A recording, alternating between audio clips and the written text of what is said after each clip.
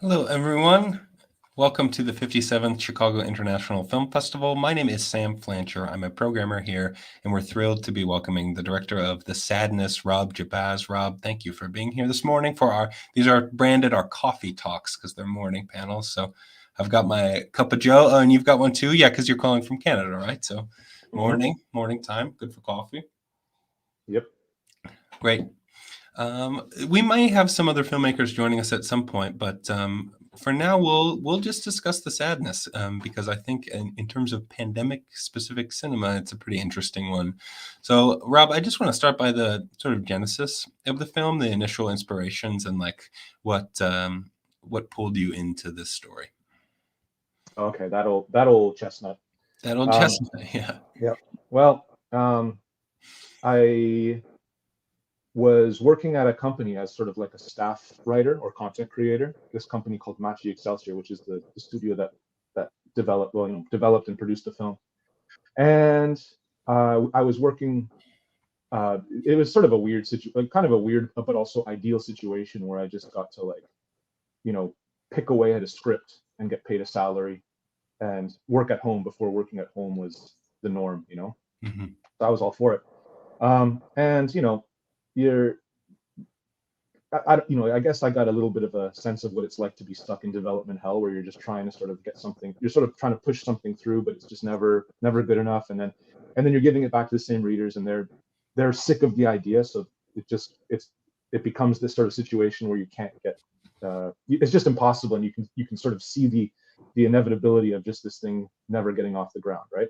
So then, lucky for me and unlucky for everyone else, the pandemic hit, and because Taiwan kind of handled the COVID-19 pandemic so well early on, there was sort of a good 12 to 14 months where it was just business as usual. Like there was no. I mean, the pandemic was just something that was happening in other parts of the world, and we were seeing it on TV. But we were out on patios drinking and going to like you know live music events and stuff, and everything was Yeah. fine. Yeah. We were all wearing masks, but that's normal in Asia, right? That's just something that's been around since like SARS. So anyhow, the pandemic happens, and everything's fine, and then my boss says, and the main financer of the sadness is like, okay, we need to make a movie right now. And I'm like, okay, so you want to do the script we've been working on? He's like, no, just throw that out. That's not going anywhere. Let's just do it one that's about like, I don't know, zombies or something. And I was just like, oh, okay. So you want to do like a zombie movie? And he's like, yeah, like zombie, like pandemic, just whatever. Like this is what people want to see right now. So I was just like, okay. So then I started. I was kind of dragging my heels because I was like, I don't really want to make a zombie movie because that's just going to kind of um, you know disappear into the ocean of other zombie movies, when we put this out. So what can I do to make this stand out, especially given that I already know what this guy wants to spend on this movie? So I Mhm. thought, oh, I know, I'll make it about I'll make it so that there's like this element of like sexual violence and malice. It's like the zombies are actually just maniacs, and they're totally cognizant, and they totally understand what they're doing, and they feed off of pain and suffering and stuff. That's what actually gets them off. And then my mind immediately goes to uh, Crossed by Garth Ennis, which is a comic book that it essentially has this kind of um, premise. It's sort of like the you know a pandemic, or sorry, it's not really disclosed what exactly causes it in this comic. It's more just like one day when everyone just turns evil, and it somehow is transmitted. It's transmittable by bodily fluid, and it makes you evil. And then I looked through this comic, and I'm like, this is pretty cool. It's very gore centric, but I really thought there's this aspect that is missing in this story, in this premise, where I would want the bad guys, the infected people, to be talking more, and to be more like characters, like main characters, not just sort of like not just like how zombies are, where they're just kind of the antagonist, and then like the story is more focused on like our uninfected people. So I made a point of just making an infected guy, uh, a main character, and then yeah, so you know, the script's written and it looks pretty good to me. It seems pretty solid.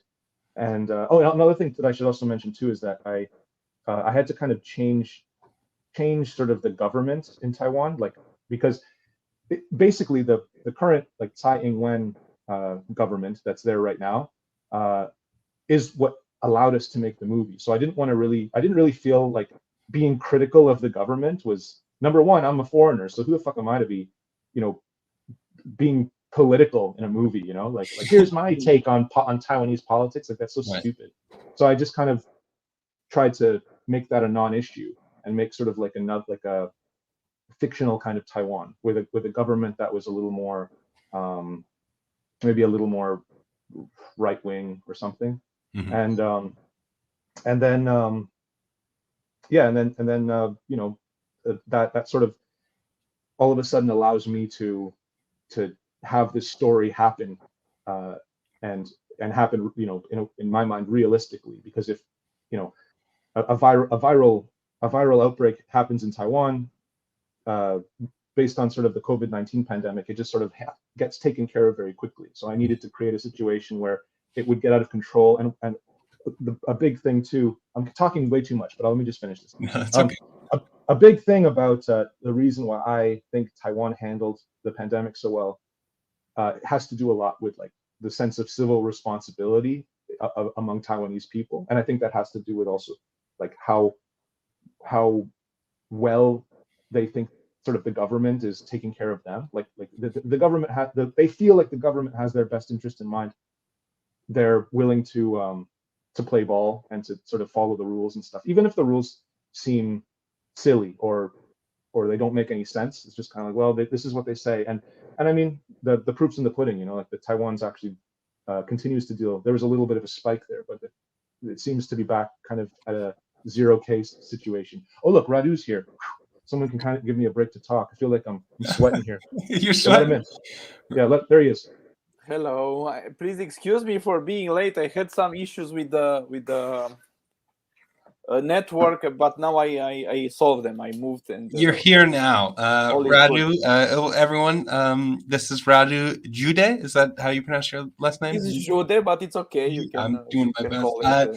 Director of Bad Luck Banging or Loony Porn. Welcome to the Chicago International Film Festival. We're so excited to have you. Thank you so much for the invitation.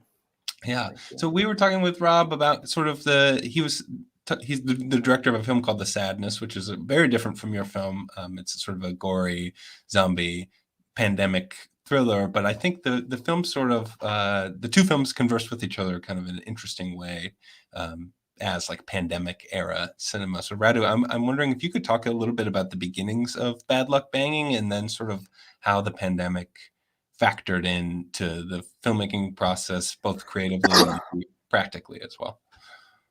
Oh well, the origin of this project is for all films is long before when the film comes out. It's always 1 year, 2 years, 3, 4, 5. I don't know the origin, and of course it has to do with, in my case, with issues in our Romanian society, things that had to do with the let's say freedom or rights of expressions, whatever it is. And actually the story started from a real case which was presented in the press, but not in the serious press, in the what's called tabloid press, in a very, very harsh terms, about a woman teacher who had the sex tape gone viral and how slut she is and how she was not able to teach and so on and so forth. And the story stayed in my head for years, and then just discussing with friends over the years, it always brought up the worst in all of us. Like the people always took sides, and it was always a mess. So I said at some point in one of these hot meetings, I said, you know what, I'm going to make a film about that, which is something you cannot do. But then thinking more seriously about the issues, actually I found out that it's not the story itself that interested me, because it's, as I said, maybe a small superficial story in a way, but what is around it. And this is why, let's say, I structure the film in a different, in a bit non-traditional way, uh, more like a sociological film in a way, if I can use this word. And regarding the pandemic question, of course, it postponed our project regarding financing, regarding preparation, regarding shooting with more than half a year. And then in the end, actually, we had to decide at some point to do it or not. Now I can say how naive we were, because some of us from the crew, from production, I don't know, said maybe we can wait a few months and everything will be over. And of course, we are 1 hour later. Not only it's not over, but here I think it's like a collective psychosis. The rate of vaccination is very low. It's 30% of the population. There's like hundreds of people dying every day. It's enormous number of cases in a population which is not very big. So to have 400 people dying every day in a less than 20 million population, there's a lot. Yeah. So in the end, I decided, because the film is a film about a contemporary time. After I made a few films which are related to Romanian and European history, so to speak. So I wanted to make the film about living in a contemporary time with a lot of attention to the details of contemporary life, so to speak. And pandemic just added to this element. So I said, I don't want to pretend that it's not there, because I know a lot of films actually that are contemporary films shot last year during the pandemic, Romanian films or foreign films.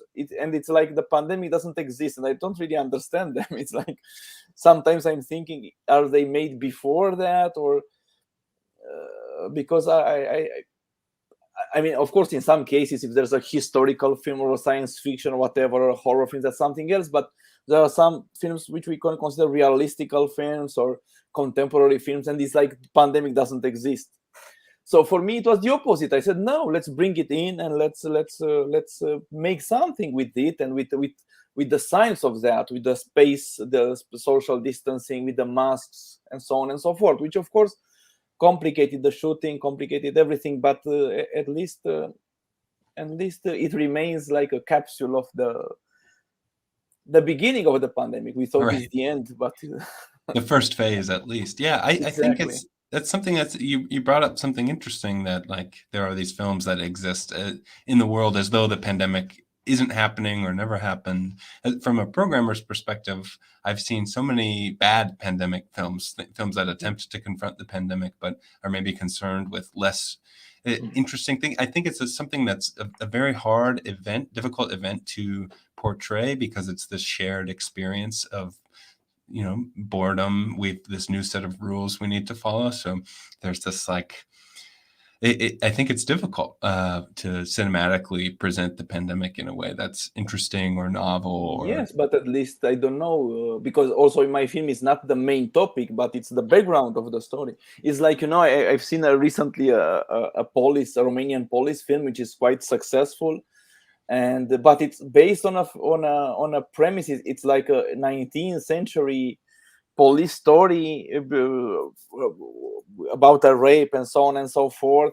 And if the one who's detained is the real rapist or not, and this could be solved with a DNA test in 5 minutes, and you wouldn't have no film after that. So I think you cannot ignore what is around in a way. Yeah.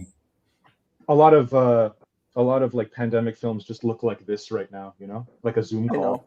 Oh yeah. By the way, let me ask you, regarding that sex tape, was the teacher having sex with a student? No, it's not that spicy. Okay. Sorry, Sam, please go on. No. Sorry to disappoint you.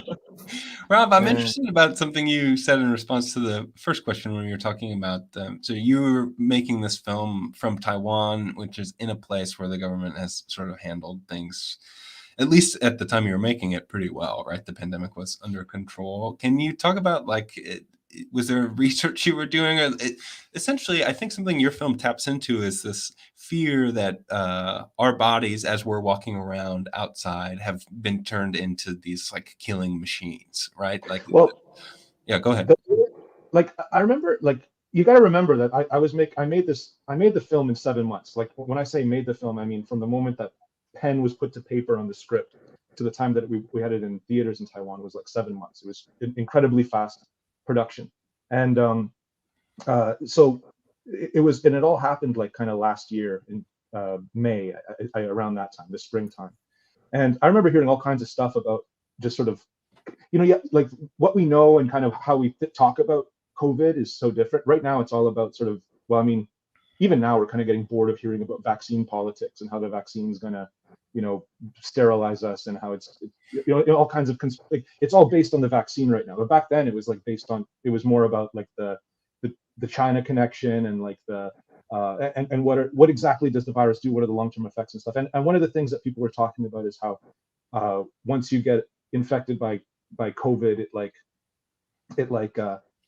there is a permanent effect, right? Like maybe there's something in there that's dormant, and that's I guess how a lot of people talk about like, hey, how does the virus get transmitted in the sadness, right? And the way that I see it is that it's not actually being transmitted. It's like something that everybody has, and then it's just sort of like a little ticking time bomb that just kind of goes off, and that, so it's just, and maybe what triggers it is maybe like an intense emotional reaction and an intense emotional trauma. Like if you feel very scared or like or sad by something, it activates, and then all of a sudden you turn into a homicidal sex pervert, and then that's what the thing goes. That's essentially what goes down. But it's funny because like I said, today it's all about vaccine politics stuff, and the way that people kind of view the pandemic and sort of the kinds of trauma that people have now, they're bringing that to the sadness when they watch it, and then they're kind of like, oh man, I really like this movie. I really like this movie because I mean, the people who liked it. The people who like it are kind of like I really like this movie because it really captures sort of how people have been divided and stuff. And it's like, this wasn't really the situation back when we made it. You're bringing your own pandemic related shit to the viewing of the film, right? So in a way, I think that I kind of got lucky, in a way that I think that's how the lightning in the bottle, that's part of how the lightning in a bottle scenario kind of happens. It's just people are just, the audience is bringing their own specific interpretations to the film, and I can't really take credit for it, but I still will, Yeah, you still can. So Rob, you mentioned the sort of speed with which you had to finish the film. Radu, I understand your shoot was also quite fast, especially once the pandemic started. Is that correct? Yeah, but first of all, because of the lack of money. Yeah. But just to tell you something, he mentioned these conspiracy theories. Rob mentioned that, and they are flourishing here. And the best joke I saw about it, because there's a lot of people saying Bill Gates wants to kill everybody with vaccines, right, and other conspiracy. And the lowest vaccination rates in Europe is Romania and Bulgaria. And it was one of these caricatures with a guy asking himself, what is Bill Gates thinking if he wants to preserve only Romanian and Bulgarians on Earth and kill all the others? What's the plan? What's the plan to have only Romanians and Bulgarians? Yeah, well, yes, actually, I had to shoot quite fast the film. Also because of the pandemic. I mean, we were always testing. They did a lot of testing and a lot of things, but I didn't have and with a smaller crew than it should have been. And I knew, not only from because of the lack of, we didn't have a lot of money to make the film. We had enough, and it was okay, but we had to adapt the schedule to that. But also because I was so scared that somebody like a main actor would get infected or sick or something. And this is why, each day I try to have as much as possible in the can, to shoot as much as possible in order to limit the damage if somebody would happen like that. And actually we made a kind of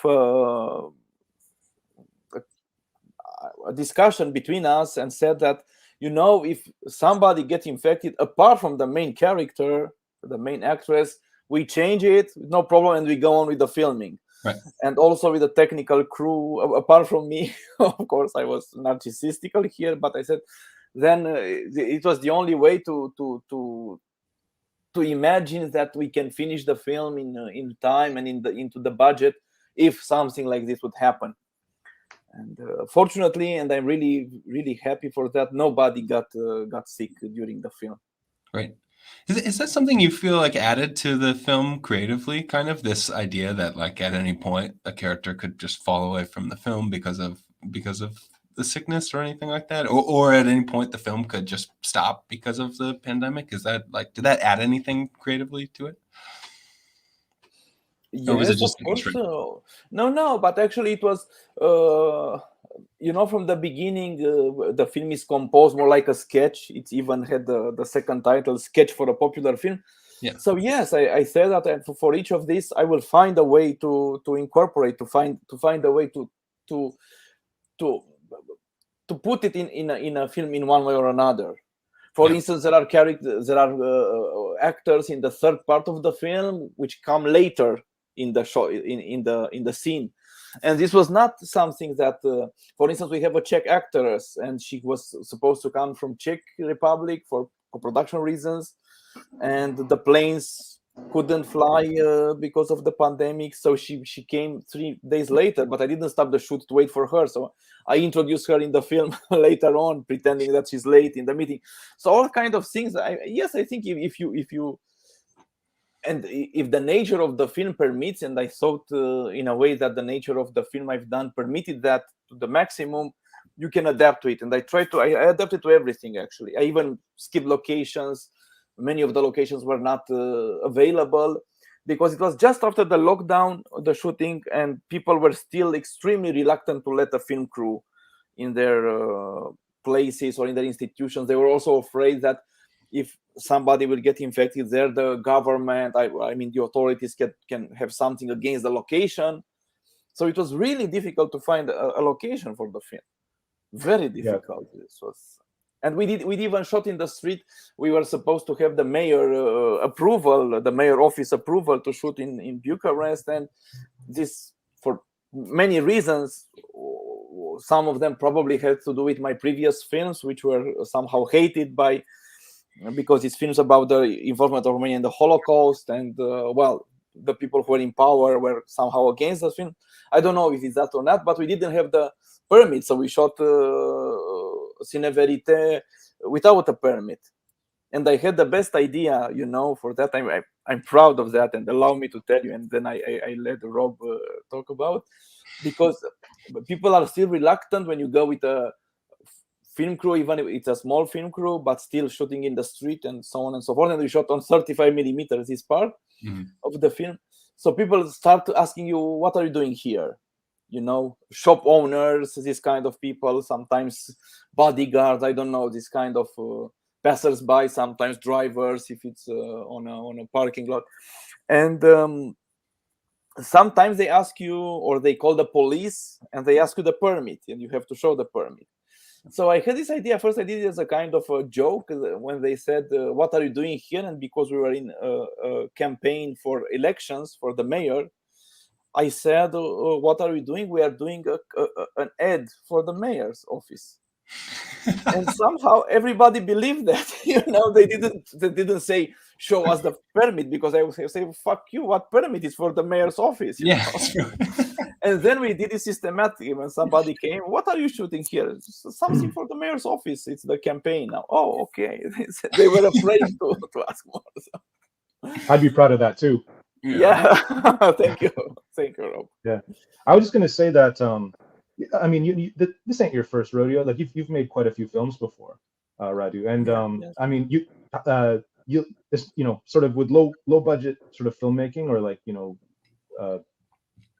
limited resources. Like, I mean, you have to always be ready to kind of just scrap something. You know what I mean? Like you have your script, and like to be able to kind of think on your feet and just be like, okay, well, guess what? Now this guy's not going to go to the hospital anymore. Now he's going to go to the underground mall because we don't have access to the hospital. You know what I mean? Like the pandemic is just another, you know, obviously it affects the shooting and everything, but I mean, you're not, you know, you're absolutely not unfamiliar with having to just make big changes to your film, like sometimes, you know, that just goes with the territory of making low budget sort of films, you know. Like it's funny because it's like you can save money by like planning everything out, but then at the same time, if you stick too firmly to your plan and you don't allow for flexibility, that's another way. Like that balance, I think, is really the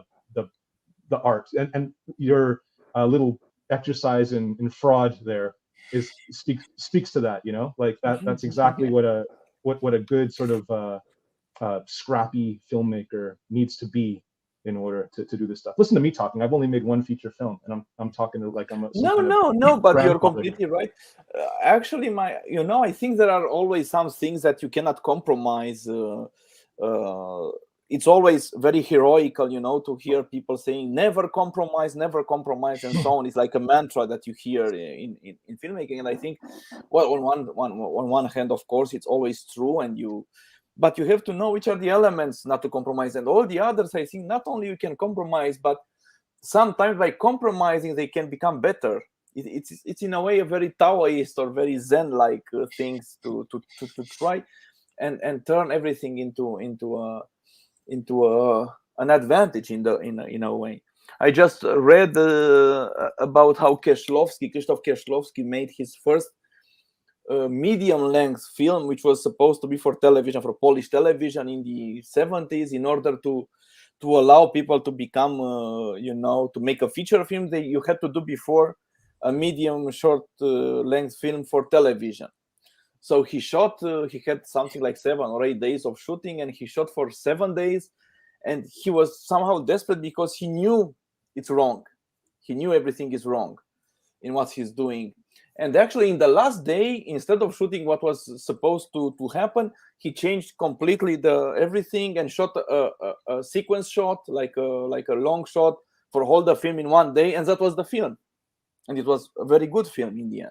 So this kind of being able to adapt in order to find an advantage, this is always something that we can search in a way. I think. I hope. Mm-hmm. Absolutely. Like we, most of when you mentioned before, like locations became a big issue for you. That was the big one for me, shooting in Taiwan. Like in terms of just sort of people and social distancing and regulations and stuff, like I didn't really run into a lot of problems with that. But when I had to like find a hospital to shoot in, it was just like, nah, can do, right? So we had to resort to like building a set, like a real kind of janky looking hospital, you know. But it kind of worked. It worked in our favor anyways, though, because we were able to kind of make more of a mess, you know. It kind of emboldened us to get even gorier in the end, and so people weren't too worried about like getting blood on the ceiling or anything like that. And also, let me tell you just a quick anecdote is that we also ran into problems with the subway system, because there's a scene in my film with like a subway car, and we weren't able to shoot on the subway, but not because of the pandemic, because they took a look at the script and they were like, we don't want to be associated with what happens on the subway. Like we don't want people to think that that'll happen here again, because in fact, well, you know, you can the viewers can do their research about sort of violence on the Taipei metro. But in any case, we had to build a set that took a huge chunk of the budget, and it's like we need to have this scene on the subway. But then we were able to kind of again improvise and sort of recoup the losses, because after we finished the scene, we cleaned up the set and we sold it to a porno company so that they could shoot a porn in the very realistic subway car.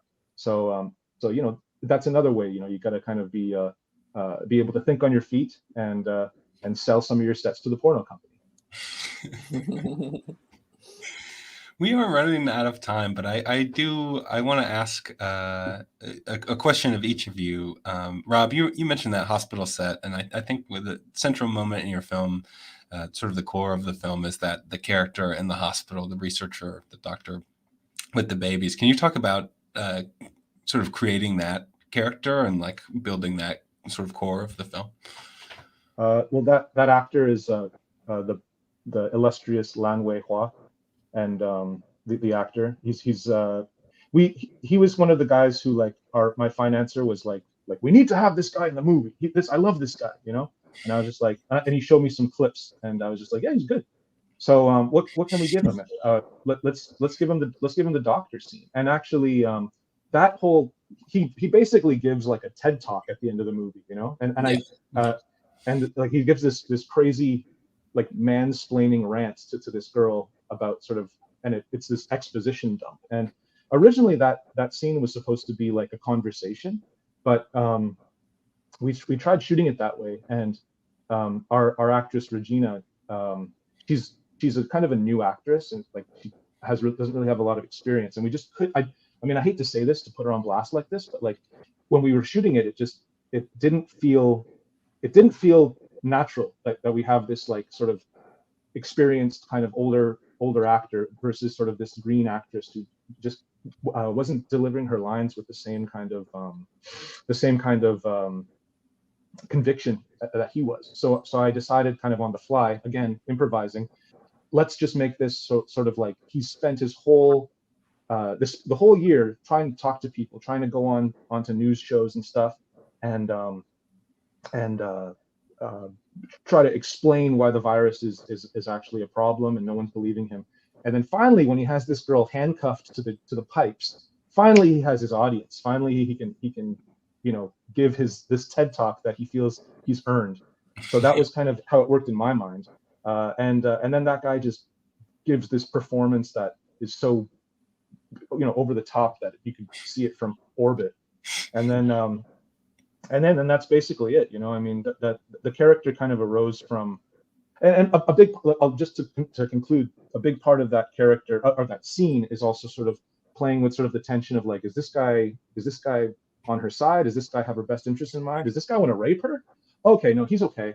Oh damn, he's not okay. He's fucked up, and then and just kind of playing with that tension. I was hoping that scene would be kind of, because the movie is, up to that point, the movie is so in your face and gory and very, but also in a way kind of like one dimension. Like there's only one way to take it, But in that ending part, I kind of wanted to switch things up and kind of have like more of like a thriller kind of vibe, and then after that part's over, get back to a little more of the fun, a little more of the action gore, and then have the finale, and that's it. But yeah, that I don't talk about. Everyone always, thank you for mentioning Lan Wei-hua, because most people want to talk about the businessman character if they want to talk about like a particular character in the film, but I think that I don't get asked enough about him, and he's a real great actor and a real good dude as well.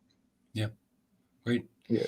And Radu, I want to ask, so the film is divided into 3 parts. The middle part is this sort of bracing film essay, sociological, historical survey of humanity's place on the earth. Is that something that you constructed after the fact? I'm wondering, like, in what order was the film? Was that something that you had shot the rest of the film and you were kind of reflecting and placed that in the middle? When did that piece of the film come to be? Oh, it's a good question. Now you exaggerate a bit. It's not exactly about the world in itself. It's some observations about which sounds are related to the theme of the film, which is, let's say, obscenity and how we deal with that. Some are less so, and some are more, let's say, poetical or historical in a way. Actually, the question is good, because the first idea of the film was to make it a more conventional one, and one of the first things that I thought about and put it on paper, actually, the first was the last part, the parents-teacher meeting. I have 2 children. One is almost 17, one is 6, so it's a bit difference between them. But I very often attend in this meeting with parents either in at school, or the kindergarten, and now in the last years more and more on WhatsApp groups of parents, and it's one of the nightmares that you can have to meet the other parents. Because and what you discover is that first of all, there's a lot of when it comes to the kids, sometimes parents lose their rationality and go directly to they reveal their faces with much easier and with less politeness than in another social situations. It's like, it's about my kid and I don't want my kid this and this and that, and it's for the benefit of my children and so on and so forth. And it's like, I always think it's probably a question of degree. It's always like, this hunting for good schools or so-called good schools. I thought it's only local, but then I read that news about some Hollywood stars that try to bribe here and there in order to get their kids into. And so I said, "Oh my God, it's happening in Hollywood." So this was the first part, and I wanted at some point to make a film only with that. But then I said that I somehow found out, and the other part was supposed to be the story of this teacher. But then I found out that the story itself is not enough for a film. I said for the what's inside, and then all of a sudden I had this idea. We can compare it with a Cubist painting or with a Pizza Hut salad where you have all the elements around. And I said maybe that would be a better idea to make the story a little bit more complex, because the real topic of the film in my head at least was not the video or the story of the teacher, but the connections between this small video with other things in society. And somehow this video is exactly in the middle of some currents of discussions which are really, really important nowadays between, this privacy versus public rights versus obligations, what's real and what's not, what's an image, what it is to live in a digital world. And of course, the pandemic made it, look at us now, more and more to live in this kind of limbo, which is not very clear. So all these things, morality issues, and other stuff, somehow they all get together in this small story. So in order to not sacrifice all of them just for the sake of a good dramaturgy, I put them all here, and then I try to separate them in parts and with different stylistic devices, and that's the film in the end. Great. What did you mean when you said Cubist painting and Pizza Hut salad? Well, a Pizza Hut salad, it's at least in Romania, it's like that. You go to the Pizza Hut, and you cannot buy a salad made already. Oh, you mean like the salad bar, like the one you put together yourself? A salad bar is sorry, I didn't know how to say. Yeah, so the film is like a salad bar. You have the things there, and the mind of the viewer must put it together somehow. Yeah. Okay, cool. Yeah, no, that was cool. I like that.